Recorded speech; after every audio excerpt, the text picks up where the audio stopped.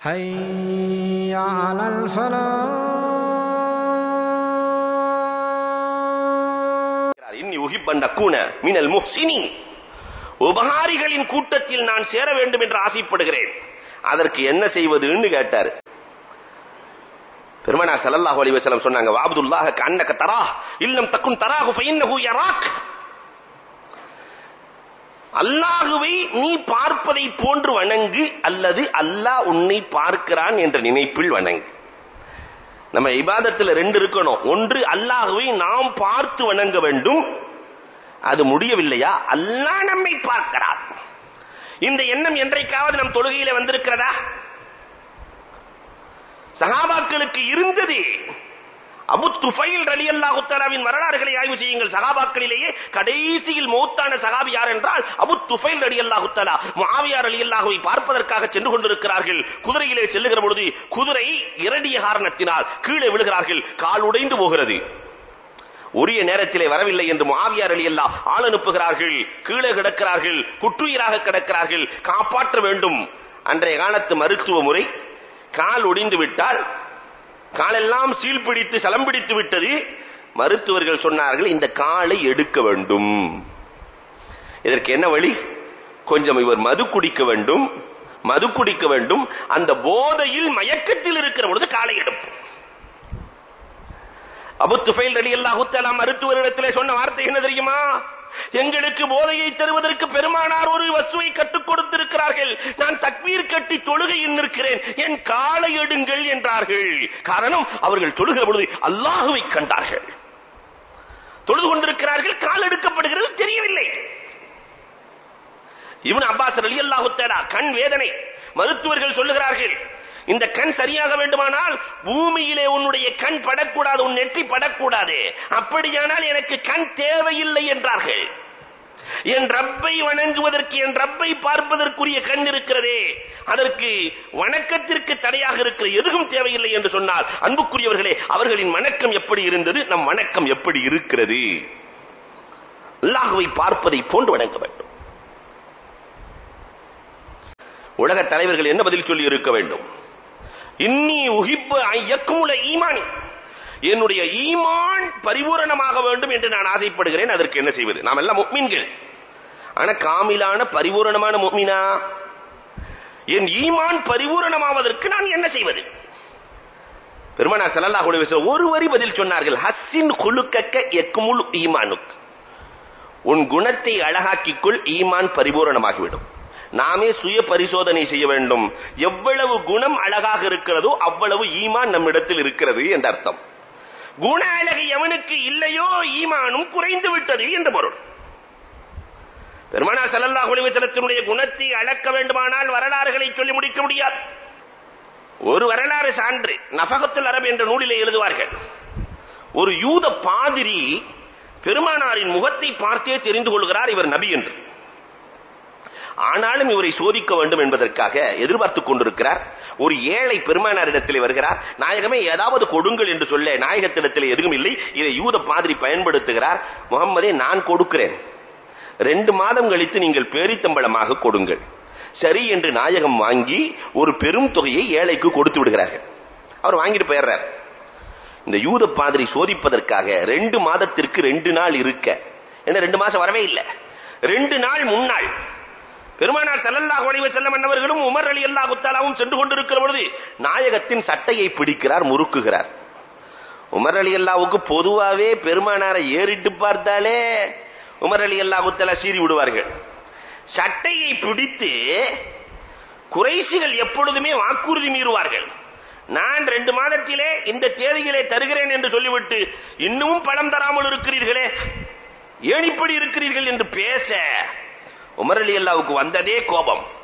பொதுவாகவே உமர் கர்ஜிக்க ஆரம்பித்தால் வாள் சதையை சந்திக்க தேவையில்லை, ஆள் மௌத்தா போயிருவான்.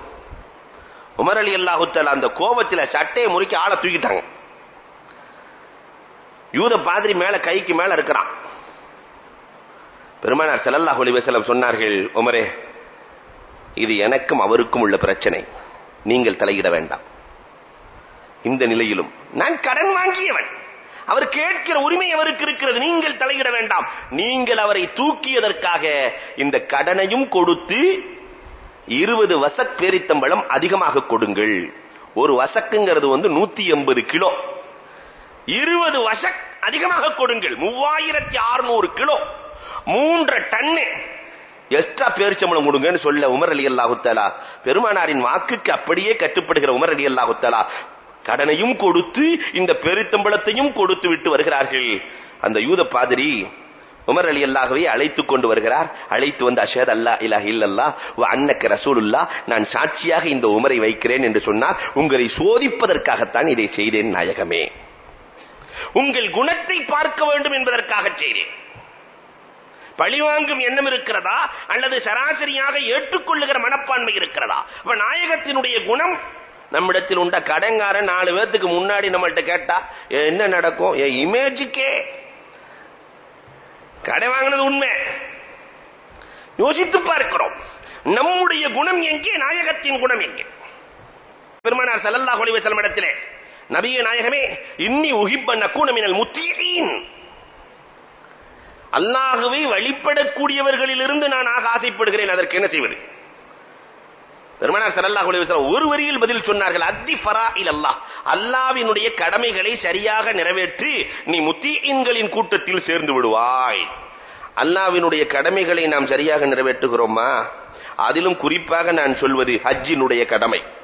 வாலிப பருவத்திலே அல்லாஹ் ரப்பல் ஆலமீன் பொருளாதாரத்தை கொடுத்திருக்கிறானே, அந்த வாலிப பருவத்திலே ஒருவர் இறந்து விட்டால் அவர் யூதராக நஸ்ரானியாக இறக்கிறார் என்றார்கள் பெருமானார் ஸல்லல்லாஹு அலைஹி வஸல்லம். இவ்வளவு கடுமையாக சொன்னதற்கு பிறகும் வாலிபத்தில் செய்ய வேண்டிய அந்த ஹஜ்ஜின் கடமையிலே ஏன் தாமதம்? 40க்கு மேல பார்க்கலாம். என்னத்தை பார்க்கிறது? எண்ணி பார்க்கிறோம். இறை நேசர்கள் வழிமார்கள் அத்தனை பேர்களையும் ஒன்றாக சந்திக்கிற இடம் தவாஃப். எத்தனை இறை நேசர்கள் அன்றும் இன்றும் தவாஃப் செய்து கொண்டே இருக்கிற பொழுது ஒரு ஹாஜியினுடைய தோளிலே 3 வயது சிறுமி அமர்ந்திருக்கிறாள்.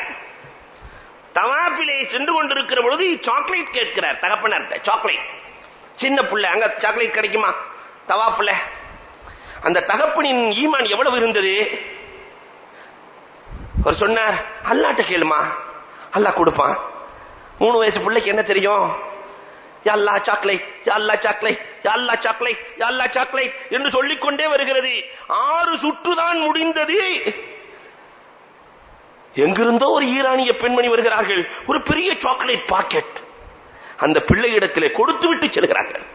கேட்கிற அத்தனையும் கிடைக்கிற ஒரு இடம் இருக்கிறது என்றால் மத்தாப். தின்னூனி மிஸ்ரி ரஹ்மத்துல்லாஹி தஆலா அலைஹி அவர்கள் மத்தாபிலே சுற்றிக் கொண்டிருக்கிற போது ஹஜ்ருல் அஸ்வதிற்கு அருகிலே கொஞ்சம் நெருக்கமாக இருக்கும் ஒரு குடுகுடு கிழவன், வயசான கிழவன்.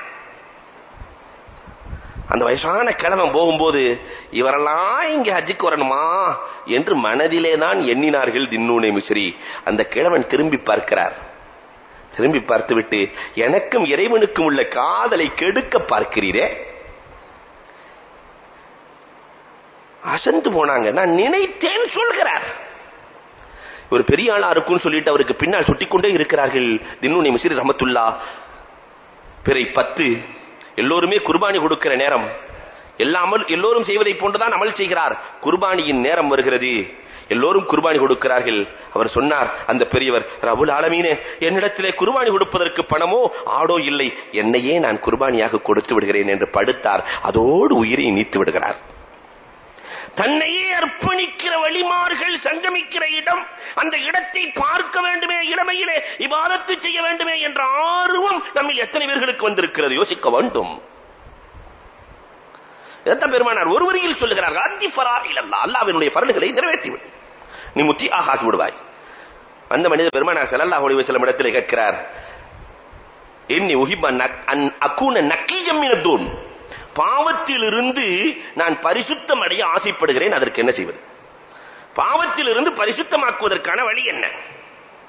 உடம்புல அழுக்கப்பட்டுச்சுன்னு சொன்னா சோப்பு போட்டு கழுவிடுவோம். பாவத்திலிருந்து நீங்குவதற்கான வழி என்ன என்று கேட்கிற பொழுது பூமான் நபிகள் கோமான் ஸல்லல்லாஹு அலைஹி வஸல்லம் அவர்கள் சொன்னார்கள், இக்ஸில் மினல் ஜனாபா முத்தஹரா, குளிப்பு கடமையாகிற பொழுது சரியாக குளித்துக்கொள் என்றார்கள் பெருமானார் ஸல்லல்லாஹு அலைஹி வஸல்லம். ஆனால் இன்றைக்கு குளிப்பின் கடமை கூட தெரியாத நிறைய ஆண்களும் உண்டு, பெண்களும் உண்டு. ஒரு மனிதனுடைய பரல்கள் நிறைவேற்ற வேண்டுமானால் குளிப்பின் கடமை தெரிந்திருக்க வேண்டும். ஆனால் இன்றைக்கு ஆண்கள் அதை பற்றி சிந்தித்ததுண்டா, பெண்கள் சிந்தித்ததுண்டா? பெருமானார் ஒரு வரியில் சொன்னார்கள். கேட்பதற்கு நிறைய இளைஞர்களுக்கு வெட்கம், நிறைய பெண்மணிகளுக்கு வெட்கம். அல்லாஹ் ஹக்கை கேட்பதற்கு வெட்கப்படுவதில்லை.